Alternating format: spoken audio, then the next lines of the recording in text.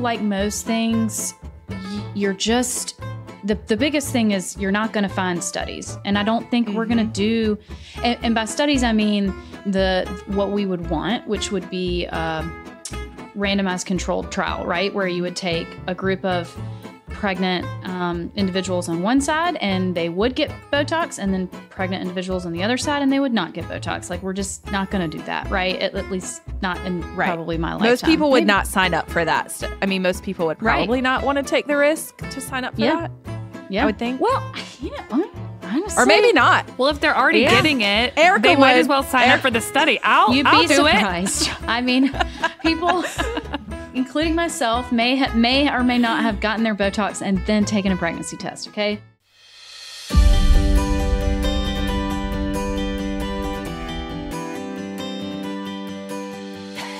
From the moment that life-changing stick revealed its verdict, our journey began. Suddenly, we were entrusted with the monumental task of motherhood.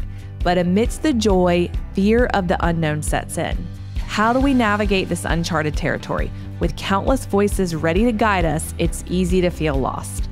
Hey, I'm Hillary. I'm the founder of Baby Settler. I'm also a registered nurse and mom of 4. I hope to be your trusted friend who helps guide you through the maze of early motherhood. I'm grounded in medical expertise with a sprinkle of crunchiness, and I'm here to debunk myths and unravel truths. With a dash of type A energy, I promise to leave no stone unturned. Joining me on this adventure is my non-medical older sister, a future mom herself. Together, we'll get into the heart of early motherhood, asking the tough questions and seeking honest answers. So grab a cup of coffee, steal a moment for yourself, and let's dive into the adventure of early momming together.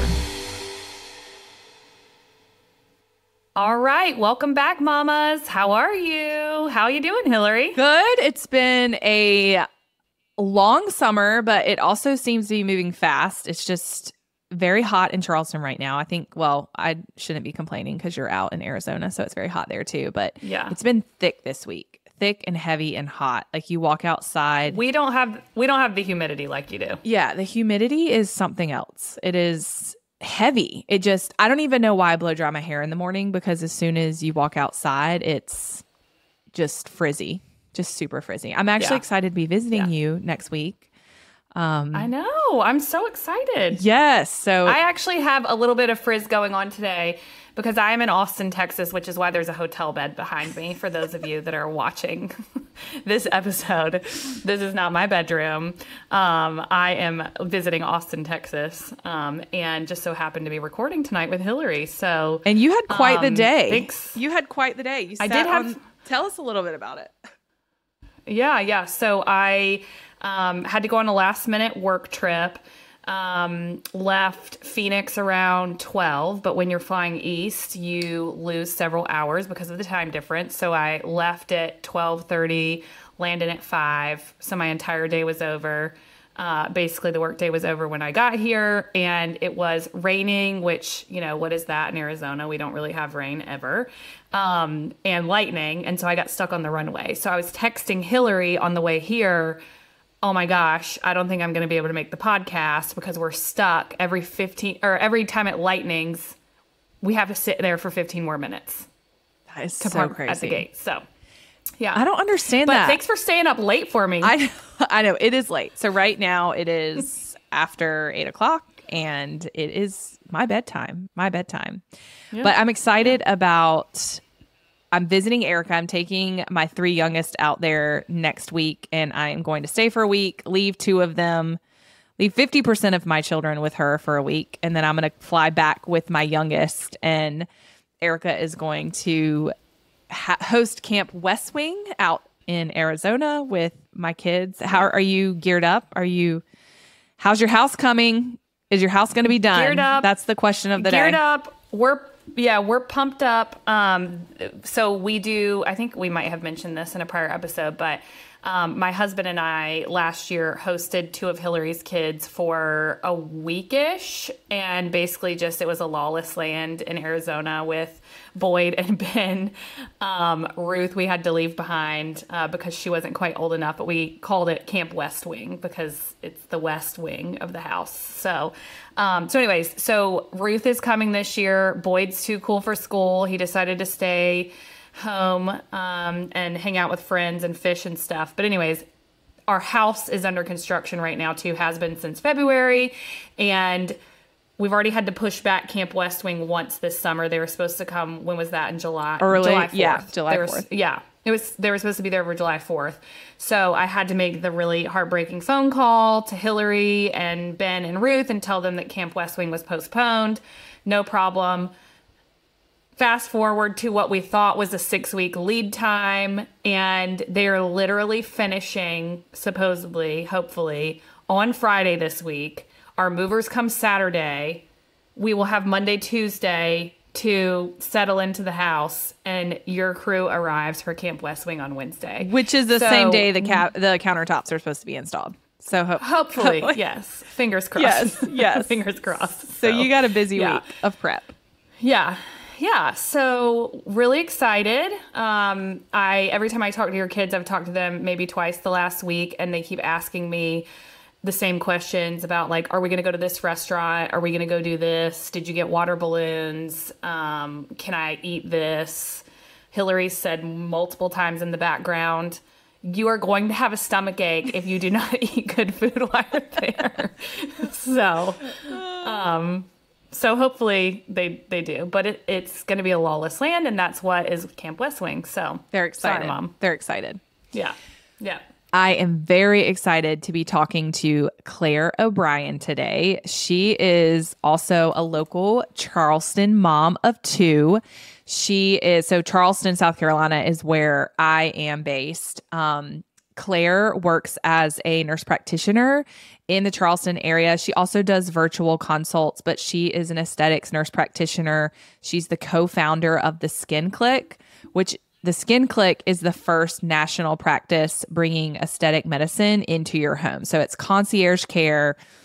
They have over 200 nurse practitioners, PAs, and MD providers in, I think she told us earlier, was it 42 states? I think she said 42 or 43 states, yeah. Yeah, and Claire is we hit her up with some hard questions.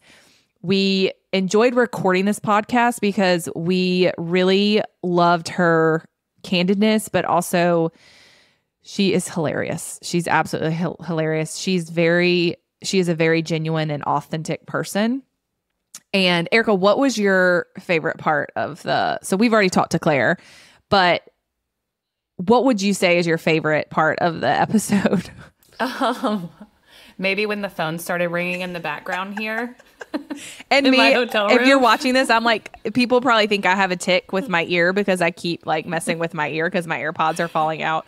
Claire had It has been a comedy of errors. Yeah, it's just been crazy. But no, she gives some really good tips and things. I think even if you know a lot about Botox, I think you will learn a lot in this episode because I certainly learned a lot of things that I did not know. And she really gives you her clinical recommendations on Botox use during pregnancy and breastfeeding. So we are excited for you to hear that. Anything else to add, Erica? No, I just think as a longtime Botox user myself, it was good to hear from her and get some of my burning questions answered. And then also hearing from her, should I continue it, when I'm pregnant or nursing, and why? Why should I or shouldn't I consider doing that? And I think, my takeaway from the end of the conversation was different than what I thought it was going to be. Yeah, great.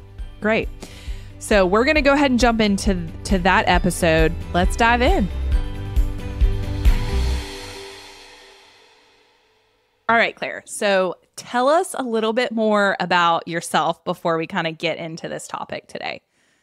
All right. So I'm a nurse practitioner, and I started my career in surgical oncology. So melanoma, GI, breast, that kind of thing, and then moved into head and neck oncology. where we did a ton of ENT, head and neck cancer, thyroid cancer, just all kinds of stuff. It was super fun, but a lot of melanoma. And I loved that, which sounds crazy. Like, I know that like sounds, you're like, oh, you love like the cancer, but I did. And that was a great career for me for a long time. And then working in an academic hospital, I needed a change big time for my family. And I got with my business partner, who's a physician, and we co-founded a practice called the SkinClique. And yes, highly recommend. Highly recommend. I love the SkinClique, Claire. I'm a user in Arizona. I found you, and I'm using you. Yes. It's been wonderful. And I'm a Charleston user. Not like we'll kind of go into that, but Claire. Yes, totally. And virtual. And then our social media manager, Audrey, is actually a SkinClique customer in Texas. So look at that. Okay, I know that we're going to give some sort of baby settler discount or something.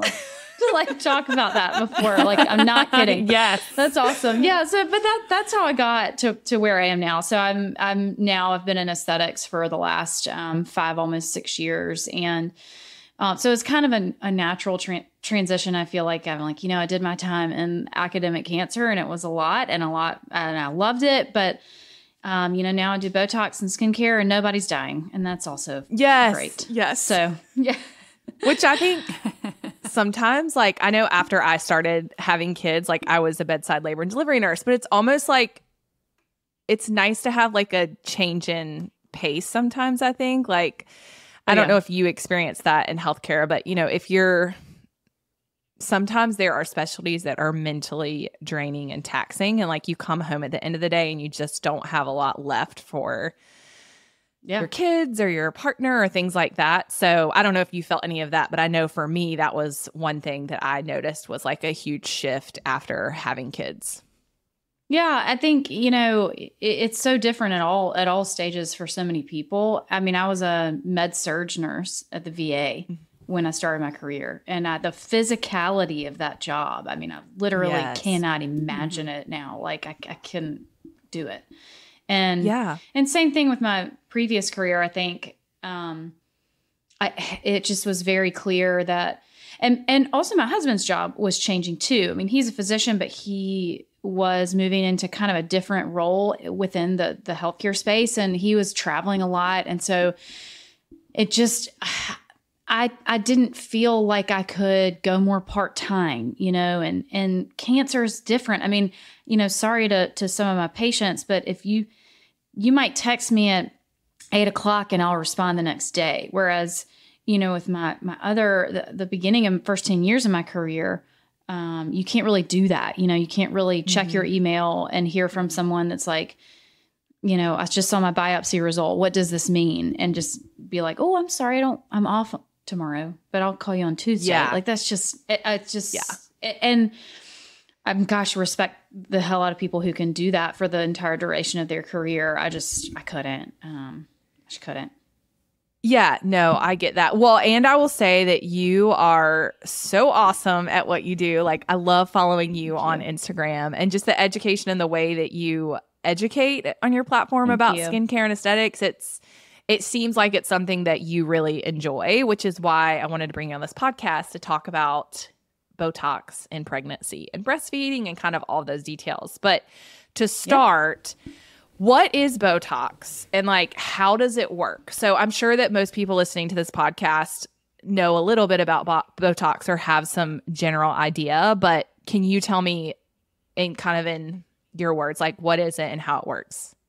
Yeah. I mean, what's kind of wild is that Botox, first of all, is a brand name. Like, think about like Kleenex, Coke, Pepsi.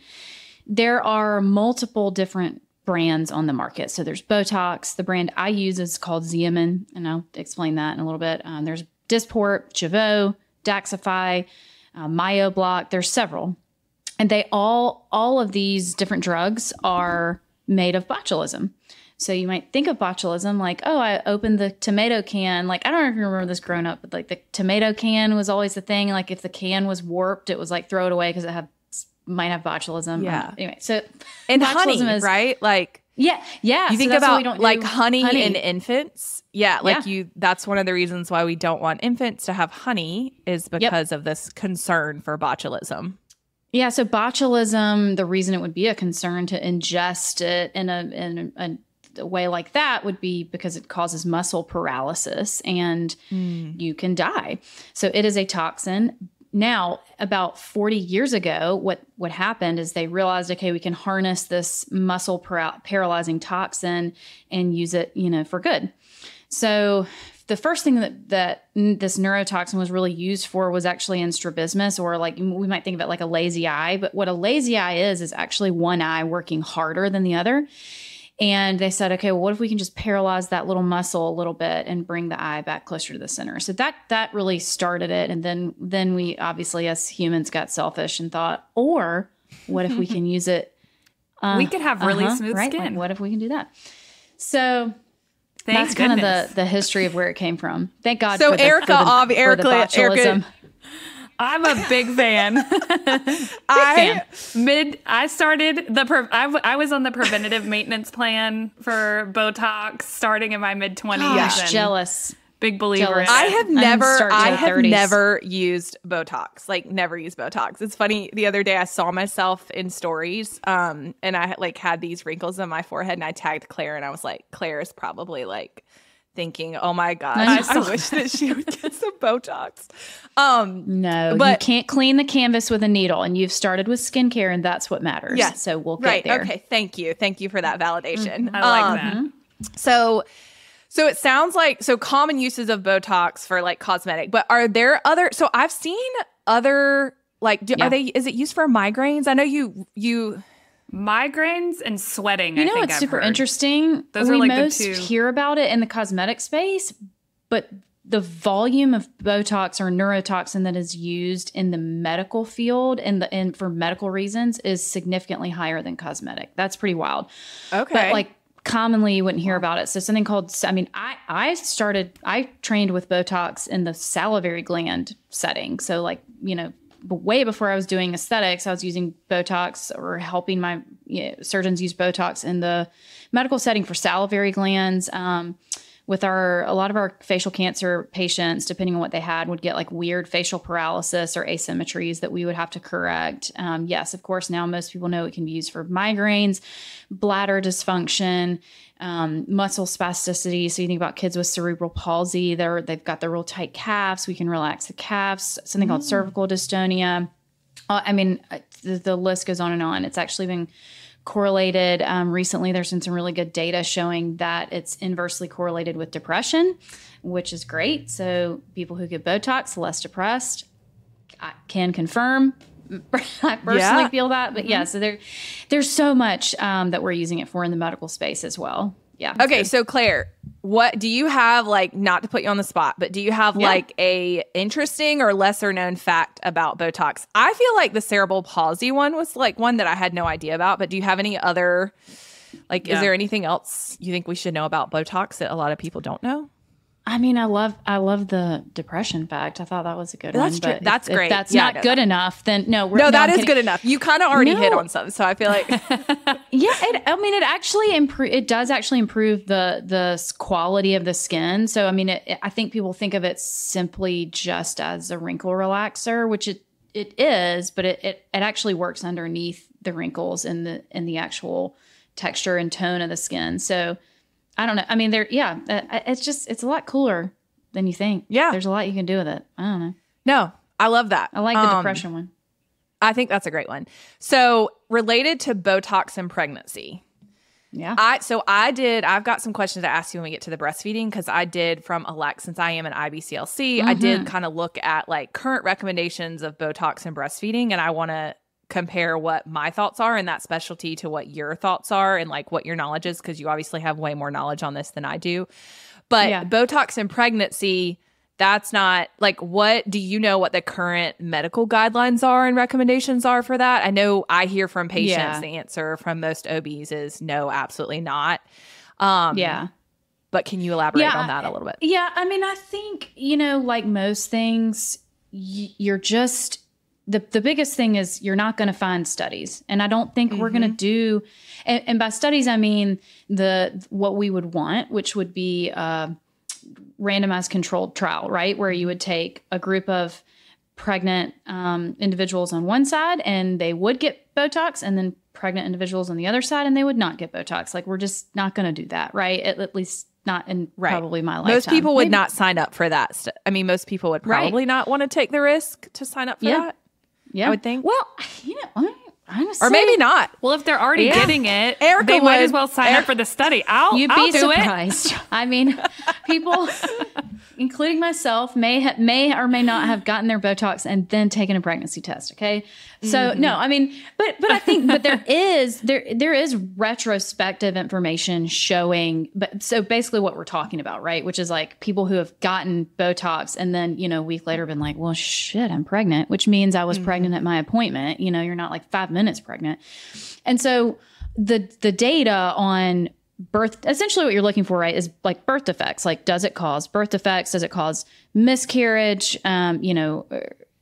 Prematurity, things like that would be issues. And what my information, what I have found, what I have been taught and shown is that the incidence of these things in both groups is the same as it would be like in a normal population study. So, and that's just,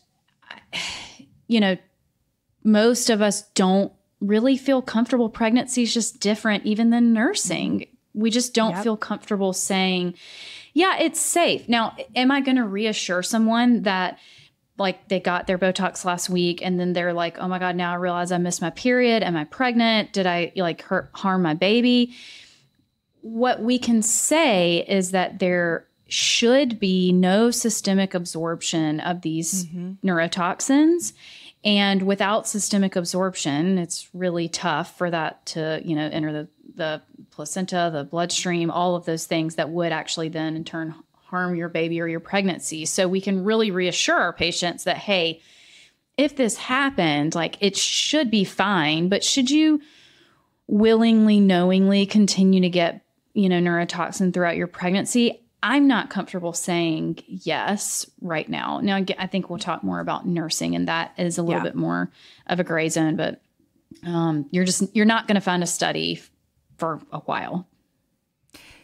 So Claire, when you say systemic absorption, for those lay people that are not clinical like me, you're meaning it's not going to go into your blood system. Like, it's not going to travel through you. It's going to stay where you put it, basically. Yeah. So neurotoxin, and I will say Botox for the purposes of this podcast, honestly, but just think of it again, like that's the same as like a brand of like Kleenex, Coke, Pepsi, right? So Botox should not be systemically absorbed. It gets injected into a muscle, and the point of it is to work within that muscle, and it should stay within that muscle and get metabolized by that muscle.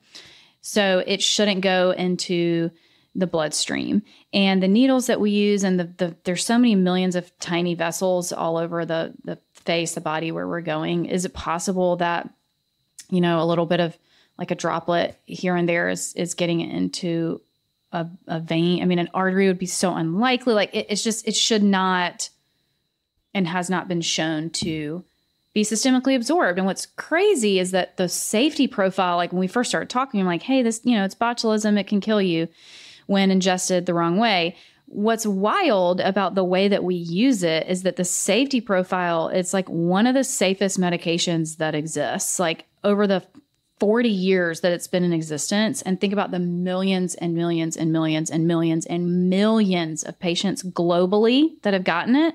Because also, by the way, other continents are using it way more than America. Like, you should go to South America. It is wild. But there have been like 40 reports of anything negative. Like, almost, you can basically say no one's allergic to it. Like, never say never, but pretty much never. There are very few side effects. Like the negative, the adverse outcomes that are listed are like headache, blurred vision. I mean, they're pretty freaking minimal tame compared to side effects listed on many other medications. A bajillion, like more than Advil. Yeah. But would you say that I feel like I already know the answer to this, but whoever is giving you Botox, you want them to have skilled hands and you want them to be good at what they do, right? Like whether you're or pregnant, not, nursing, right? or Like it's otherwise. important that you're working with someone because can an RN give Botox or do you have to be an advanced practice nurse to do that? Like what's your... Yeah. I feel like most of SkinClique are advanced practice nurses at least, right? Or like PAs or APRNs. Okay. Yes. So our practice, we are specifically because of our model, our practice model is all concierge. So we go into homes, offices, that kind of thing. We don't have brick and mortar offices. And so just the different legal and, regulatory issues that are so different in every single state. We're in 42 states right now. So like all 42 of them have a different set of rules, right? So first, yes, RNs can and should. Some of the best injectors in the world are RNs. Julie Horn has famously come up with a technology that basically all of us use for lip filler.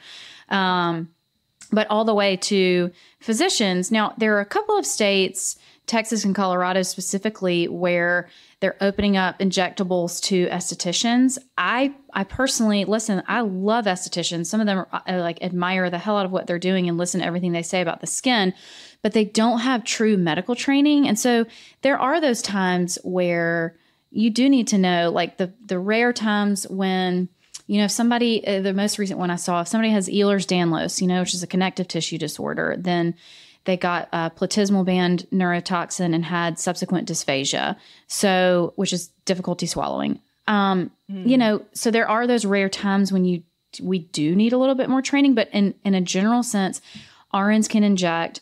They typically need to have a physician either on site or signing off on their charts, some sort of oversights, and that can be the same with NPs and PAs as well. But I think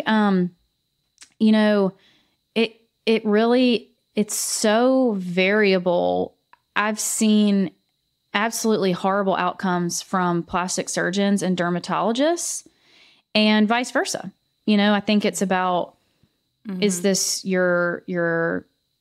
what you really are passionate about? Do you really care about it? Or are you just like injecting because you think you're just supposed an extra to service or something? Yeah. It's, the worst complication I've ever seen was from a plastic surgeon in Charleston.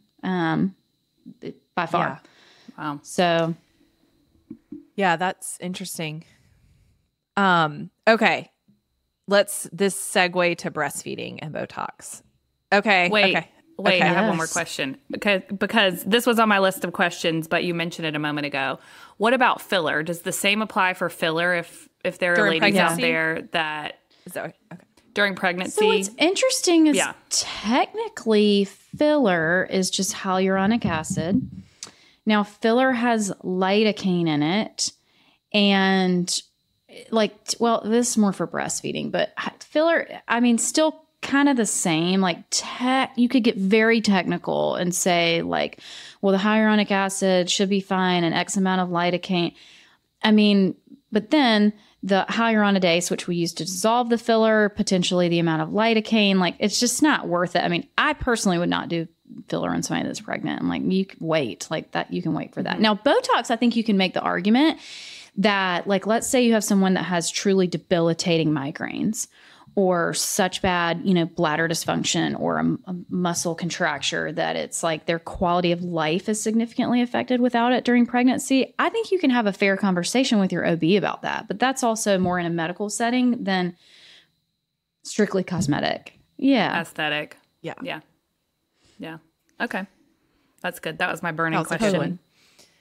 Okay. Safety of using Botox while breastfeeding. So I think, what are your thoughts? I know. Okay. So I'm going to give the PC answer first, which has even become a little bit more gray recently. So you're not going to find data on the safety other than right now we do, there's some absorption in animal trials. We know animals trials don't always correlate to humans. There shouldn't be systemic absorption in humans. Kind of the party line is no, But also now there are certain sources like Hippocrates, which most of us use to look up our drugs. Hippocrates says it should be fine because there should be no systemic absorption. And what we often will do is just say, you know, we want you to have a conversation with your OB or your pediatrician. And we've seen both. I've seen people come back and say, yeah, they said totally fine. Or, oh, they said absolutely not. So, and you know what happens, Claire? They actually come to me and say, my pediatrician told me to ask my lactation consultant. Right. And you're like, and I'm like, okay, so cool. That is technically not within my scope of practice. That's called passing liability. Right. So I will tell you that in Charleston, South Carolina, which is where my private practice is, there are a lot of breastfeeding moms getting Botox. I don't know. No. Okay, so covering my ears. No. So the 2023 Hales Medication and Mother's Milk book, which is like my go-to for looking at medications that moms are taking during breastfeeding, it lists it as a level 3, so L3, which means it says it's probably compatible. The recommendation they're giving, or the example they give, is there was a breastfeeding woman who was severely poisoned by botulism toxin. She continued to breastfeed without any complication to her infant, and then breast milk was tested and showed no evidence of the botulinum bacteria, nor the toxin was excreted in breast milk. And then they're saying that like it does not enter the systemic circulation, assuming you have somebody that is administering it the right way, right? Right. In the muscle. And then they're saying that so that means the levels in maternal plasma milk are very likely not going to be there. But even further, if you wait a few hours after injection, so there's dissipation of any of the toxin, and that would all but eliminate the risk of it. They go on to say that you should avoid generic or unknown sources of the botulinum toxin because some are known to produce significant plasma levels in humans. Like the tomato jar and okay. Yeah. So honey. It's like only thing I can think of because there's like like what? Right. I know that was kind of confusing, and then they say there is no. Wait, what does that mean? So non-medical stepping in. What does that mean? The only thing I can think of it sounds like they're trying to say like, so remember we were talking about Botox is literally botulism. Like that is a toxin that can, so the reason we tell, I say we, like who am I telling? Hillary, you would be telling like moms or parents not to give, what is it? Kids under 2? Yeah, it's under 1. Honey. Oh, yeah. The honey. Because it can have botulism in it. And I'm saying the tomatoes because that's what I remember from my childhood is like a warped can. And my mom being like, the tomatoes have botulism. Like, throw it away. So that's all I can think of is that they're just saying, like, don't make homemade Botox from your rotten tomato cans. Like, I don't know. Right. That's kind of how I read it. Right. And then they end it with saying there is no data on its use in breastfeeding mothers. So like you said earlier, like it's not there. I think there's, this is kind of my go-to with a lot of things, which maybe this is a little bit jaded perspective because I feel like a lot of times we are not seeing it's a lot of anecdotal research or evidence and not really those randomized controlled trials. Like there's just not is it because there's not a lot of funding to be able to do these research things, or do you think it's more like people just, I think too, breastfeeding moms, like the last thing they probably want to do is sign up for a study when they're in that season of life. I don't know. Like I wish there was more studies on it, but they're just not there. That's good. Okay. So back to your question. I think, I think the ethical implications of the potential of harming a baby, as much as I love Botox, like so a mom can like not have wrinkle, I just think it's so unlikely for even researchers to want to do that study. I don't know. I think the data is going to remain retrospective for a long time, which really just means us looking backwards and saying like, it's probably fine. I mean, that's really what's happened with the retinoid family. So isotretinoin, which is Accutane, known huge cause of birth defects. Like it's a no-no. But that is you're taking massive doses of vitamin A by mouth. And so that was kind of extrapolated into the retinoid family, which is topical or cream vitamin A formulations. And it's taken like 40 years to kind of back that up and say, okay, it's probably fine to use in pregnancy and nursing. And that's even different in my mind, which this is just, this is my opinion. This is not medical advice. You're not my patient listening to this. I mean, you are, Hillary, but the other people are not. But she's not I am pregnant not anymore, pregnant, though. and I'm not planning on being pregnant ever again. So God forbid if you are. No, I'm kidding. But I think even that conversation is, I'm like, it's botulism. It's just a different animal than a retinoid, like vitamin A. You're probably getting more vitamin A in your prenatal than you are from the cream, whether you could saran wrap your whole in tretinoin and probably still not absorb that much vitamin A. But I think that's probably why. Yeah, I feel like people still kind of do it undercover, anyways, like, oh no, I don't do Botox. What are you talking about? Especially in the Southeast. Sorry, I'm from the Southeast, but I think it's more, do you feel like it's more accepted to do Botox and more like out and proud to do Botox now than it was? Oh yeah. So a long time ago. There was a great article, I think it was Wall Street Journal a couple of years ago, and the title was, "Is Botox the New Hair Highlights?" And the reason I thought this was so fascinating, like I vividly remember, so I was born in 1984, 20 years ago. And I vividly remember, that's a joke, I'm 40. Okay, y'all. Okay. I was waiting for Hillary to get Erica it. goes, yep. Okay, great. 20 years ago. Yeah. I was waiting for Hillary to be like, what? What? My God. Erica, Anyway. she's telling my true self. I'm a little bit I think I'm funny. A little bit. You are funny. I thought it was Thank you. funny. Okay, just acknowledge that. Yeah. Anyway, so I was born in 1984, and I vividly remember in my childhood, my mom being like, "Oh, so and so, she got her hair frosted," which was like she got her hair highlighted, and it was like a thing, like you're like, are you jealous? How Are you scandalous. right? Exactly. Yeah. And I think even 6 or 7 years ago, I think particularly in the Southeast, I think it was more not taboo, just like people didn't really talk about it, kind of more under the table. They didn't. I lived in Arizona, Scottsdale. That's in my mid-20s. I started getting it there. I moved back to the Southeast in my later 20s. It was like hard to find somebody to do it because nobody talked about doing it. And I think it has become a less taboo thing. I'm back in Arizona now where everybody gets it done and has. But I think that it's been taboo.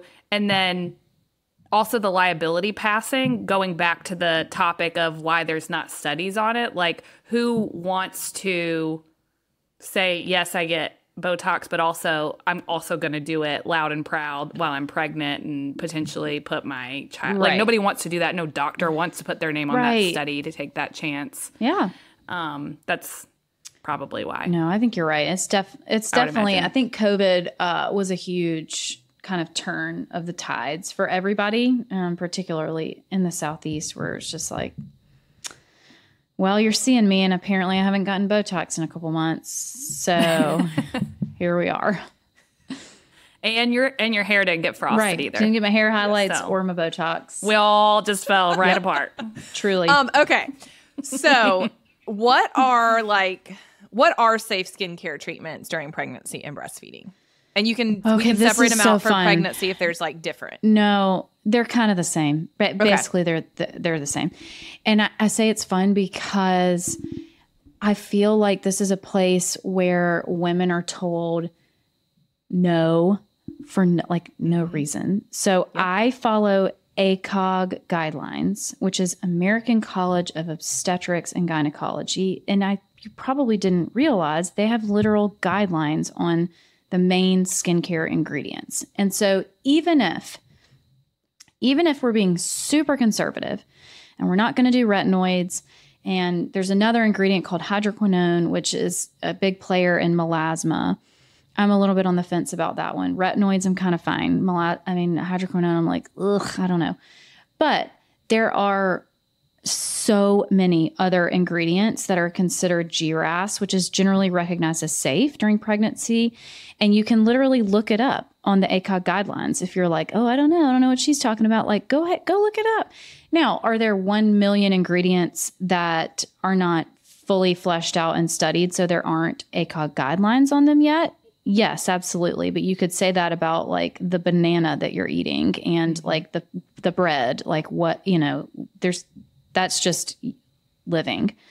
But yeah, so like depending on what your issue is during pregnancy or nursing, you may not have an issue, but like, let's say you have acne, there's so much that you can use during pregnancy and nursing safely. It's already been approved by ACOG, even some oral antibiotics, because that's kind of a big one in treating acne. Melasma is a doozy, really, because that whether you're pregnant, nursing, or just living your life, that typically to really clear like a significant case of melasma, which if y'all are listening, you have, it's like basically the pigment cells in your skin just become dumb and they deposit brown pigment where they shouldn't, like in a mustache, or you might have like almost like a mask or like half of your forehead. I'll have to send you this picture of my forehead. It's like literally unbelievable. And mine was like that before I was pregnant. Did you post something the other day about that? Probably. On your Instagram account? I feel like I saw a picture or something that you posted. It's like, is that more common during pregnancy? Yeah. So what happens is you probably may have a little touch of melasma and then pregnancy or nursing. So melasma is somewhat poorly understood. So there are certain things that we know make those pigment cells function at a dumber level than others, like heat, spicy food, hormones is a big one. So the fluctuation in hormones. So that's why I say whether you're pregnant or not. I mean, most people probably listening to this care about that phase of it, but that fluctuation in hormones and can really make that significantly worse. And often to get rid of that level will require a procedure like a chemical peel or a laser, which aren't as pregnancy friendly. So I say that because yes, there's a ton of skincare, but also just to encourage you, like if your melasma or your acne does get really bad in pregnancy and skincare is just not cutting it, we can do a lot after. That would be fine. Yeah. Yeah. Mm-hmm. What about, do you have like a favorite pregnancy safe skincare hack or anything like that? Like that you would say, okay, if you're pregnant, this is what I would absolutely recommend that you do mostly every day if you can. Wear sunscreen. Tips? Ooh, yes. So, I mean, Claire, I've followed you for a while now on Instagram, and I'm pretty sure you're passionate about that. Do I talk about it? Is it too much? No matter who you are. No, I love it. It's too much. I love it. It's not too much. It's true, though. It's so true. I'm like, every time you say it, I'm like, yes. But I've got to wear it. It's so funny. I think people think I talk about it all the time also because I'm in aesthetics now. And I'm like, guys, the first 10 years of my career were like chopping off a leg or like an ear, or I will never forget. I mean, I have a whole album. We had woman after woman after woman. And I say woman because for men, it didn't seem as dramatic. This is why I'm so psycho about putting sunscreen in the part of my children's hair. It was right here, right on the crown of the head, where we would see melanoma all the time. And what you don't realize in treatment of melanoma, when it's being appropriately treated and it's over the size of 1 millimeter, think about how tiny that is. Just 1 small. millimeter. You have to cut down to the bone. So these women lose this like chunk of their scalp. And they're like, now I'm 40 and I'm thinking about these women that I was treating. They're like 41, 42, 43. And I'm like, what? I would lose my mind. I mean, aside from the fact that it's like you could die, the treatment of melanoma, the systemic therapies that we have now are so much better. But still, the first thing you do is cut it out. And I mean, I'm like, that is significantly life altering. I mean, losing half of your face, your nose, your whole top lip, your eyelid, like you just don't realize like how life altering that is. I mean, it's wild. Yeah. So yeah, I mean, I care about it for aging, but also like it's really significant. Well, and I love a couple weeks ago you posted something and you're like, I only wear sunscreen if I'm going outside or if I'm going to be outside or something. And you're like, Do you have a window? You're not going outside today? Do you have a window? Yeah. You're not going to see any sunshine today? today? Do you drive a car? Do you have a mailbox? Do you live in an iron box? You don't. No, you don't. So this is a question I have. You said that melasma can be worse from like spicy foods, like things like that. Can it be like if you have direct sun exposure without sunscreen, can that make it worse? Yeah. Oh, yeah. So like another reason why during pregnancy, like definitely wear sunscreen. God, please, for sure. All the time, but for sure during pregnancy. Yeah. And you get that mustache and it's just like, oh, it's so embarrassing. I mean, it's like, it really is. It's something. Yeah. Oh, yeah. Sun. Yeah. And the sun, is it the actual UV exposure or is it the heat of the sun? I mean, it's both. It's all of it. Like we don't have a way to pinpoint like what made this melanocyte overfunction today. It's all of it. Is that the most common like skin complication that you can think of, or maybe the most common skin complication that you can think of for pregnancy or breastfeeding? Yeah, melasma for sure, I would say is the most common. But you know what's interesting? People so part of the functionality of acne and the way that there's several things that cause acne, and the way that it's formed for some people is through oil, and the fluctuations of hormones can be, particularly testosterone, can be very jarring to the skin. And so there are some people who had terrible skin, myself included, acne prone, and then pregnancy and nursing, they're like, skin is amazing. Then there are some people who've had perfect skin their whole life, and then they get pregnant and they're like, what? Why do I have a 13-year-old pizza face? Like, what is happening? So acne is a close second to melasma. But yeah, like brand new acne. And as you said, there are things that pregnant women can do. They're not just stuck with it. No. I mean, it can be difficult to treat because sometimes acne is bad enough that we need, like the tetracycline family is a big one, treating acne and rosacea. So, you know, doxycycline, minocycline, not safe or recommended during pregnancy or nursing. But there are a few if it was crazy out of control. And I've seen it crazy out of control where we're talking about like painful, disfiguring. There are antibiotics that you can use, but there are also a ton of topical antibiotics, a ton of topicals that you can use during pregnancy. Yes, for sure. And nursing, of course. I have a question about rosacea because that is what I have issues with. I feel like it's gotten worse as I've gotten older. But then number two, is it in my head or does it seem to be, I feel like I have, like you just said, and so I think this is probably really what's happened, but like during pregnancy and breastfeeding, it's not as bad. And then I wean from breastfeeding and then all of a sudden it's like really bad. Or do you think it's just that I wasn't doing a good skincare routine? I mean, you just admitted that you didn't wash your face. So I think it probably has something to do with that. You said it, Hillary, not me. No, I think for some people it's the opposite. And so rosacea also very complicated. It's autoimmune. It's the like inappropriate dilation of the surface level blood vessels causing that redness. It can cause telangiectasias. It can cause what looks like acne. So for some people that might get better during pregnancy or nursing. Maybe it's that you're not as flushed as often. For some people, it will get worse. That vasodilation, we all have more blood volume. You know, it may be you weren't taking as good a care of your skin during pregnancy and nursing. Who knows? Rosacea is also super complicated.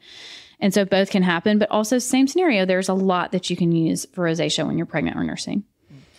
Just so everyone knows, Claire sees me virtually and she has helped my rosacea like be under control. So I love that. Highly recommend. Okay, what do you think has been the most helpful? I have my opinion, but you tell me. Can you tell? Okay, so I'm not good with the names of products, so you're gonna have to fill in. I'll tell you. So I definitely think that whatever face wash I'm using, it doesn't leave my face angry. So like before I would wash my face and then I'd get out of the shower and my face would already be red just from whatever I was using for face wash. Wait, is it because I told you not to wash your face in the shower? Have you stopped doing that?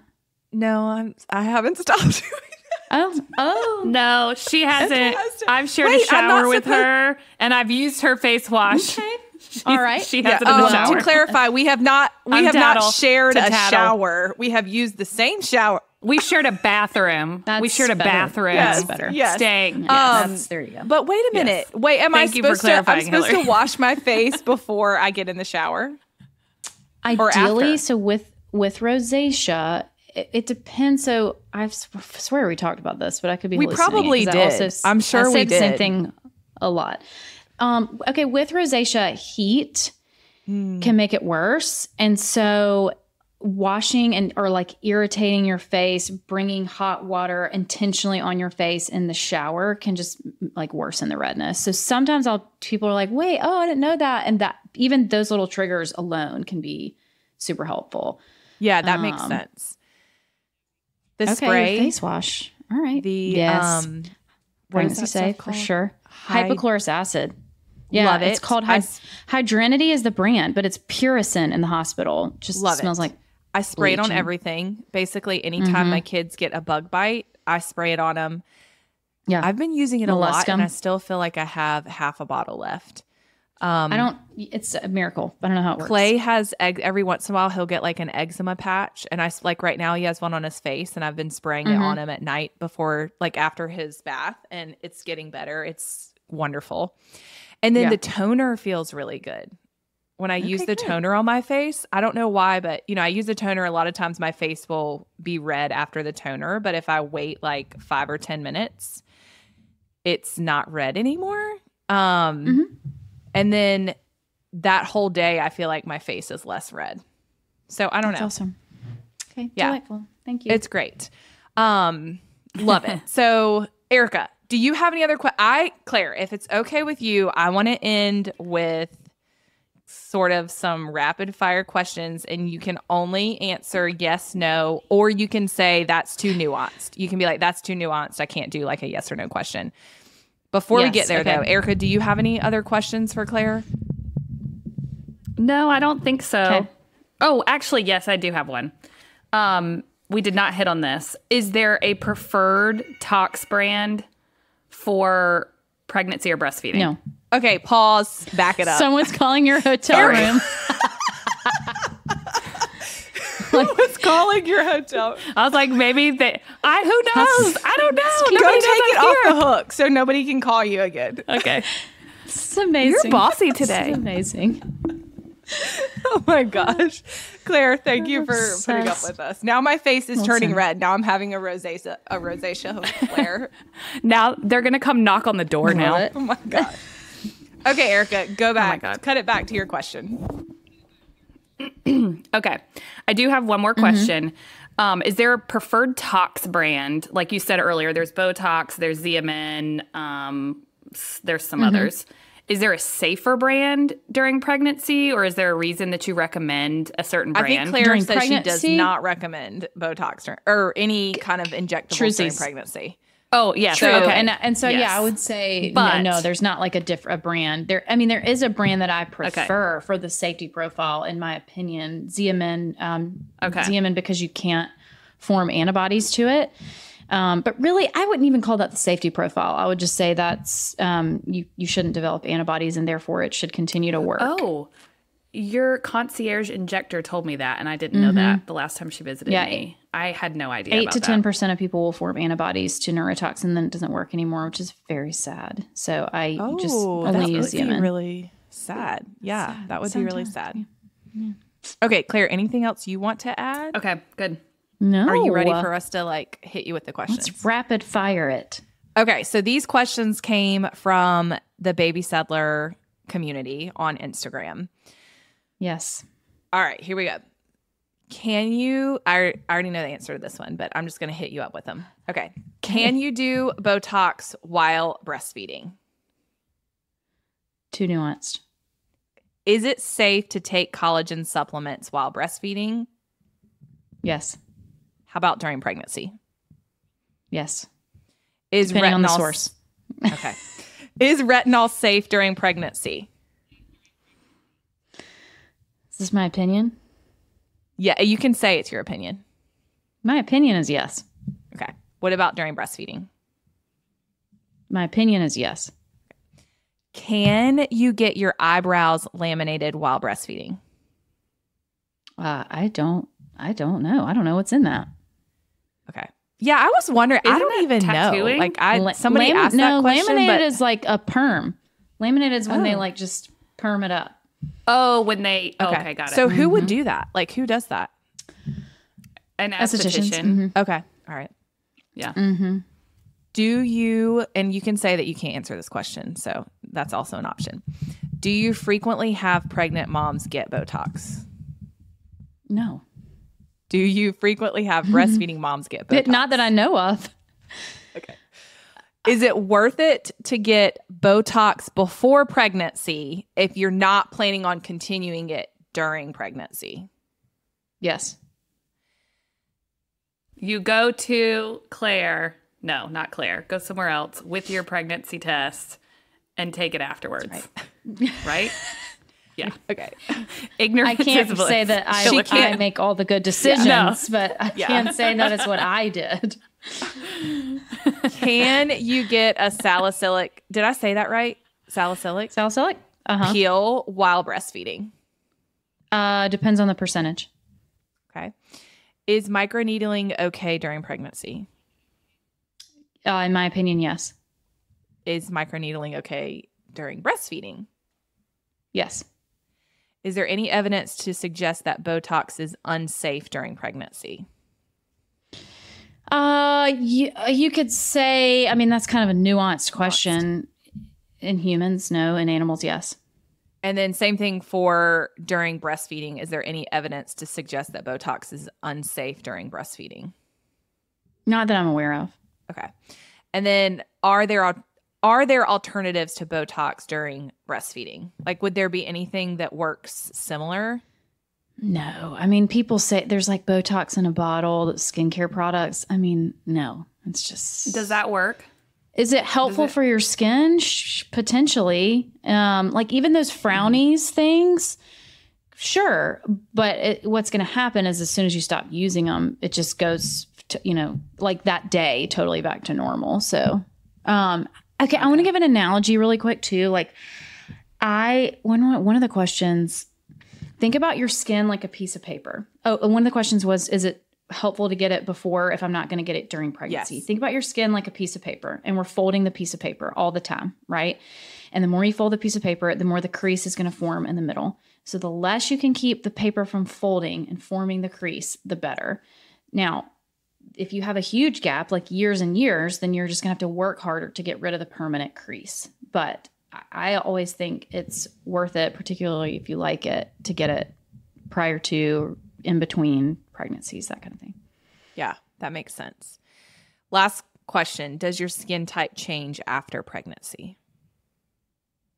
For some, yeah. Ooh, that's a great question. For some people, it can. Yeah, it certainly can. Yeah. Okay. I had a couple longer questions if we have a few more minutes. Sure. Is there anything that you shouldn't do when you're trying to conceive with skincare? So somebody was asking about like they're currently trying to conceive. Is there anything you would say like I probably wouldn't recommend doing that if you're trying to conceive? No. Now, if we're talking about infertility, that's a different conversation because there is some data that shows that there are certain, not even ingredients necessarily, but like, well, I guess ingredients is kind of how you would say it, but phthalates, sulfates, that kind of thing that we're talking about with, again, like plastic, packaging, food that are just in everything. Everywhere. That if you're like, and I have this conversation a lot with people who are going through IVF or fertility treatments. And I'm like, listen, how crazy is not the right word. How aggressive do you want to be? If you want to avoid all of that, like we can, again, like we have skincare that is phthalate, sulfate, paraben, whatever free. but not all of it is. And some of my favorites aren't. And so it just depends. And if you're like, no, I want to use Jesus sand during pregnancy, which is one of my favorite, or trying to conceive, which is one of my favorite products, then wait, is that an actual product? Well, it's called it's its nickname. I know. I was like, that's funny. It's called, but really, it's Zeo exfoliating polish. I'm sure you have it. But we call it we call it I Jesus do have sand. that, don't I? It's in my shower. Yeah, That's the skincare product that my 5-year-old It's in your took out. shower. Damn it. Yes, to use as like a project, and I used it once, and then she used the whole thing, so that was fun. But I didn't realize that was. That sounds expensive. Yeah. We talked through that one. It's blue, so it seems cool to play with, you know? Yeah. Okay, Claire, we appreciate your time. I want everyone to know where they can go to connect with you and access all of your resources and just continue to learn from you like we do.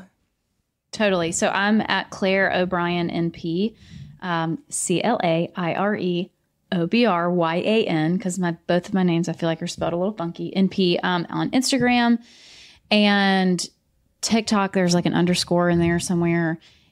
Threads, all the things. And SkinClique.com is my practice. If you're not in South Carolina or Tennessee, our company would love to see you somewhere else. Awesome.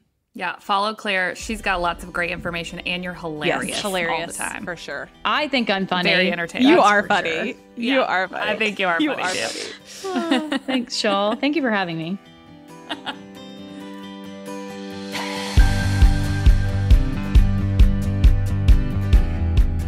Thanks for listening to the Early Momming Podcast. Before you go, can I ask you a favor? If you enjoyed listening to this podcast and you're excited about what we'll be talking about in the future, please text your best friend this episode and tell her to give us a listen. And if you have time, do you mind going to leave us a review? Let us know what you liked. We are here to serve you. Plus, your reviews will make our podcast more findable for other moms to be able to join in on these candid conversations.